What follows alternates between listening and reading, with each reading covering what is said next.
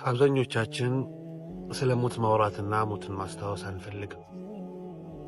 አንድ ቀን የምንጋፈጠው እውነተኛ ነገር እንደሆነ ጠንቅቀን እናውቃለን።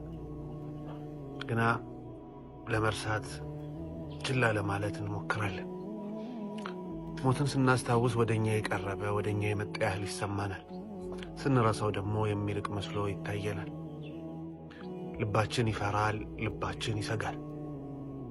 ግና ከሱ መራቅ፣ ሞትን ማስታወስ አለመፈለግ፣ በዛ ውስጥ እንቆያለን። ቶሎ እንረሳዋለን። የህይወት ጣዕምን ስለሚቆርጥብን ወደ ኖርማል ህይወታችን ለመመለስ ስንል ሞትን ለመሸሽና ለመርሳት እንሞክራለን። በዚህ ሁኔታ ላይ ሆነን ሳለ አላህ ግን እንዲህ ይላል፣ ቁል ኢነል መውተ አለዚ ተፊሩነ ሚንሁ ፈኢነሁ ሙላቂኩም ثم تردون إلى عالم الغيب والشهادة فينبئكم بما كنتم تعملون። ሞት እኮ ብሎ ማለት እናንተ የምትሸሹት ነው፣ ግን እሱ ይከተላችኋል። ከዛም ትሞታላችሁ፣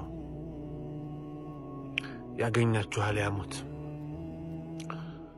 ከዛም ወደ አላህ ተባረከ ወተዓላ ትሄዱና ስለሰራችሁት ነገር በሙሉ አላህ ስለ እያንዳንዱ ነገር ይጠይቃችኋል ይላል።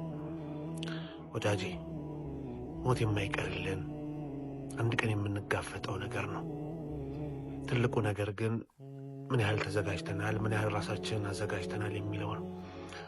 ሞትን ስናስታውስ በደልን እንርቃለን። ሞትን ስናስታውስ መልካም ሰዎች ለመሆን እንሞክራለን። ሞትን ስናስታውስ ዱንያ ላይ ቀለል ብለን ለመኖር እንሞክራለን። ወዳጄ፣ ሞት እውነት ነው፣ አንድ ቀን እንጋፈጠዋለን። ግና ትልቁ ቁም ነገር ቀለል ብለን ከዱንያ እንወጣለን አልያም አላህን አስቆጥተን ዱንያን እንሰናበታለን የሚለው ነው። ወደ አላህ እንመለስ፣ እንመከር። አላህ ለሞቱት በሰፊው ረሕመቱ አላህ ይቀበላቸው፣ ለቤተሰባቸውም አላህ ሰብሩን ይስጣቸው።